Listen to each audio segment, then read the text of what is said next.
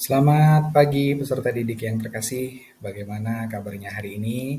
Semoga kita semua selalu dalam lindungan Tuhan Yang Maha Esa, selalu dapat berbuat baik, kemudian selalu sehat. Pada kesempatan hari ini, seperti yang tampil pada layar Anda semua, kita akan masuk pada pembelajaran editorial. Nah, dari teks editorial ini pada pertemuan sebelumnya kalian sudah Bapak perkenalkan ya. Jadi Bapak sudah bagikan sebuah teks editorial, kemudian Bapak berikan beberapa pertanyaan agar kita semua berkenalan dengan baik dengan teks editorial ini. Jadi paling tidak kalian sudah punya gambaran apa yang akan kita pelajari pada pagi hari ini. Kemudian Bapak membuat video ini, video pembelajaran ini sengaja Bapak minta kalian luangkan waktu untuk mendengarkan video pembelajaran ini sebagai prior knowledge, sebagai pengantar pengetahuan kita untuk kita lebih masuk lebih dalam lagi pada teks editorial ini. Ya, jadi ini ilmu pengetahuan pengantar. Setelah itu jangan keluar. Setelah ini kita akan berdiskusi lagi, ya. Jadi dalam 2 kali 45 menit ini Bapak ambil kurang lebih 10 sampai dengan 15 menit untuk kalian secara mandiri memutar video pembelajaran ini. Nanti kalian sudah punya pengetahuan awal tentang teks editorial, tentang kaidah kebahasaan, artinya kebahasaan yang sering muncul, ya, kaidah atau aturan kebahasaan yang sering muncul pada teks editorial ini, sehingga nanti diskusi kita berjalan dengan baik dan kalian tidak berpengetahuan yang kosong, tapi kalian sudah punya pengantar pengetahuan mengenai kaidah kebahasaan yang ada dalam teks editorial ini. Oke, kemudian editorial, tajuk rencana, itu biasanya kita temui di koran. Paling sering itu ada di koran. Kalau zaman Bapak dulu ada majalah ya, dan majalah Bapak sangat senang, sangat gemar membaca majalah. Dulu majalah apapun yang ada datang, kalau orang tua Bapak atau paman atau bibi Bapak berkunjung ke rumah mereka, kemudian lihat ada majalah, itu pasti Bapak baca.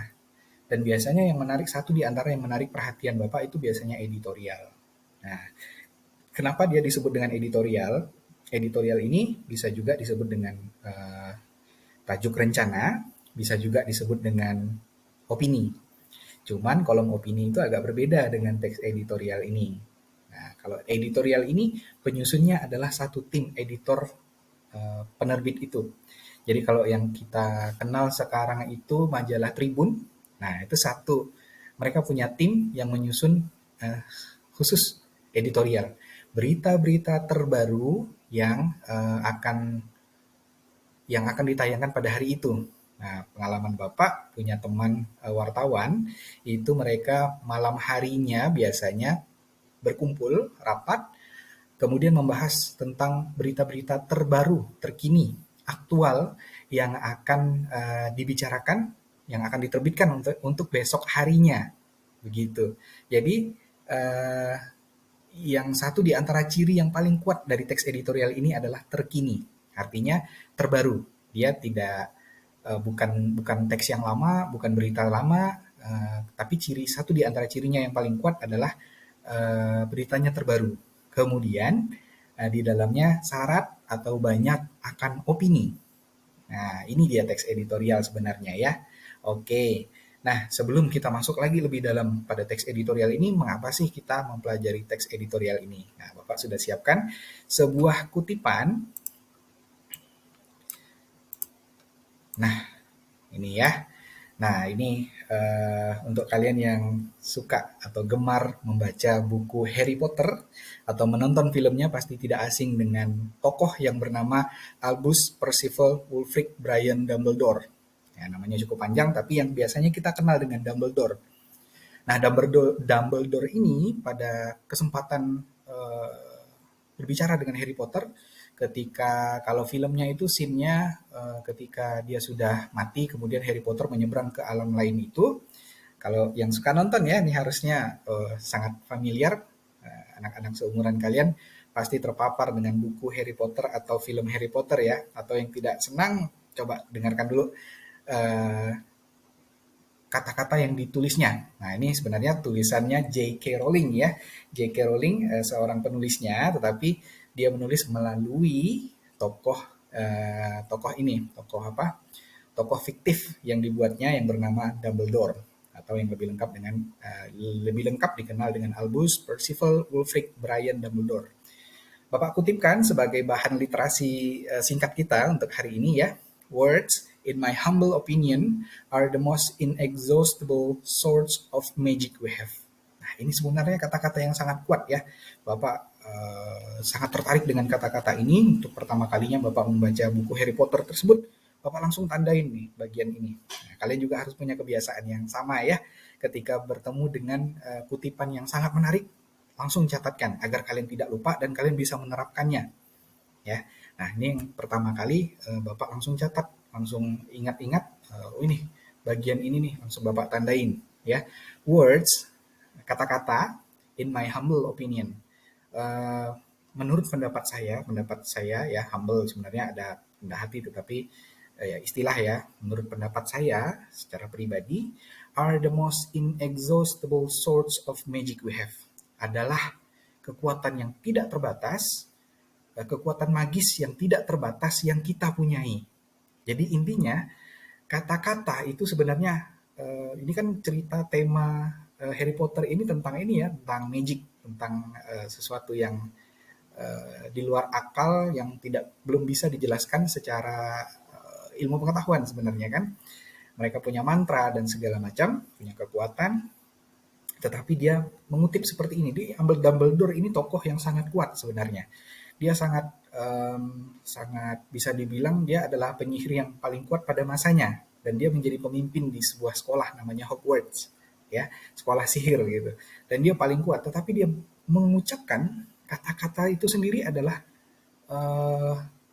kekuatan yang tidak terbatas yang kita punyai gitu. Lalu hubungannya apa Pak dengan uh, editorial ini?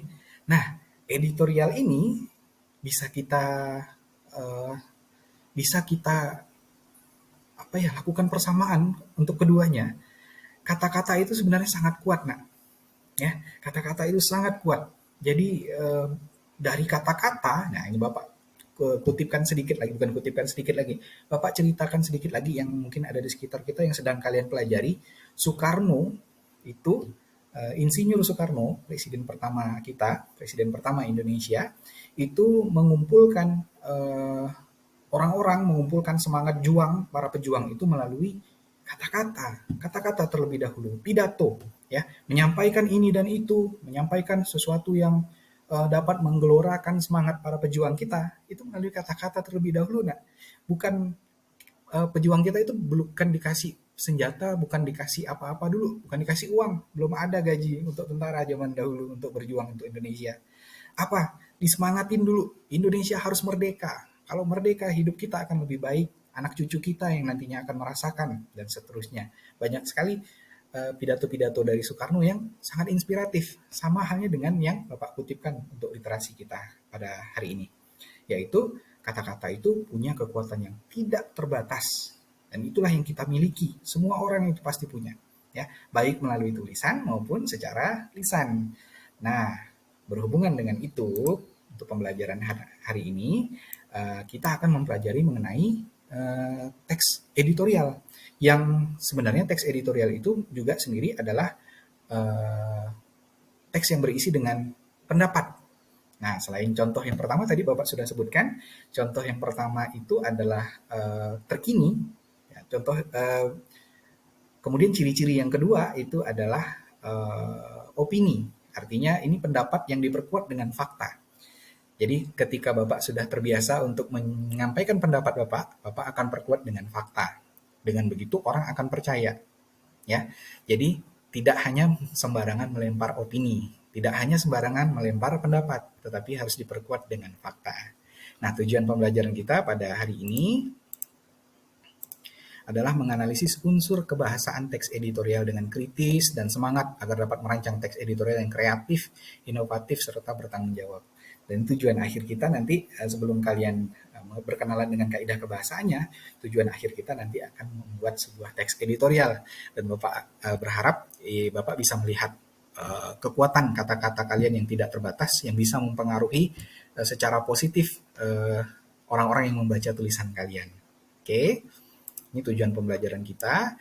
Dan agar kita dapat menulis teks editorial dengan baik, ada beberapa teks yang bisa kita ada beberapa kaidah kebahasaan atau yang kebahasaan yang sering muncul pada teks ini. Yang pertama adalah adverbia frekuentatif.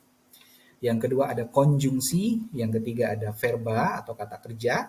Kata kerjanya nanti berbentuk material, mental, dan relasional. Kemudian yang keempat ada modalitas. Dan ini yang akan Bapak sampaikan dulu sebagai prior knowledge yang nantinya jangan keluar. Nanti setelah ini kalian akan setelah kalian paham atau tidaknya berdasar penjelasan Bapak sekarang, itu nanti kalian bisa lanjutkan dengan diskusi dengan Bapak. Pak, bagian ini adverbia ini apa sih Pak sebenarnya? Gitu. Pak, bagian konjungsi itu apa sih Pak? Nah, ini Bapak berikan dulu pengetahuan awal kita ya. Yang pertama adverbia frekuentatif. Oke. Nah, kalian bisa baca lagi sendiri. Intinya adverb, kalau kalian bahasa Inggrisnya jago, adverb itu adverbia itu adalah kata keterangan. Ya, frekuentatif di sini ada kata frekuensi. Frekuensi itu berarti sesuatu yang muncul lebih dari satu kali dan punya jeda waktu, gitu ya. Jadi adverbia frekuentatif ini adalah kata keterangan yang menunjukkan sesuatu yang berulang secara waktu. Gitu, ini singkatnya. Ini silakan kalian baca di bawahnya keterangannya. Setelah itu nanti kalau ada yang kurang dipahami, kita lanjutkan dengan diskusi pada pertemuan hari ini. Yang kedua, yang paling sering digunakan adalah konjungsi. Nah, konjungsi ini seharusnya tidak asing lagi. Ini hanya sekadar mengingatkan ya. Konjungsi ini adalah kata hubung. Pasti ya, dalam sebuah teks, hampir semua teks itu pasti ada konjungsi. Kemudian jenis-jenisnya ada konjungsi eksternal, temporal. Nah, ini tempo lagi berhubungan dengan waktu. Konjungsi penegasan yang menegaskan. Konjungsi kausalitas atau sebab akibat. Dan konjungsi internal atau persyaratan atau pengandaian. Nah, silakan dibaca lagi. Setelah kalian baca, kalau ada yang kurang dipahami, kita diskusikan setelah ini ya. Yang ketiga, verba. Nah, verb, bahasa Inggrisnya kalian seharusnya tidak asing juga ya. Verba atau kata kerja. Ada 3 kata kerja mental yang mengekspresikan sikap. Ini yang Bapak hitamkan, ini penekanannya. Kalau material itu yang tindakan fisik. Lengkapnya silakan dibaca sendiri ya. Kemudian kata kerja relasional sebagai penghubung. Nah, verba ini kata kerja menduduki biasanya setelah subjek. Kalaupun tidak, biasanya dia di awal bisa, tetapi dia tidak menjadi kalimat yang baik gitu nantinya. Oke, nanti kita diskusikan lebih lanjut ya pada bertatap muka. Kemudian, nah ini yang keempat adalah modalitas. Nah, modalitas ini sikap dalam sebuah komunikasi. Ini ada contohnya, silakan dibaca, nanti kita diskusikan. Oke, nah terima kasih. Demikian, ini pengantar pengetahuan saja untuk kalian. Nah, secara singkat, kurang lebih 10 sampai dengan 15 menit, silakan dibaca, silakan di-pause tulisannya kalau kalian kurang paham. Setelah itu jangan keluar dulu dari Meet ini. Setelah Bapak putarkan video ini, kita berdiskusi di Meet ya. Oke, terima kasih atas perhatiannya, terima kasih sudah mendengarkan dengan baik. Kalau ada yang terlalu cepat, kalian bisa lambatkan. Kalau ada tulisan yang tidak terbaca karena Bapak terlalu cepat, silakan di-pause. Setelah itu kita diskusikan ya. Terima kasih atas perhatiannya, selamat pagi, tetap bersemangat, kita bertemu di Meet.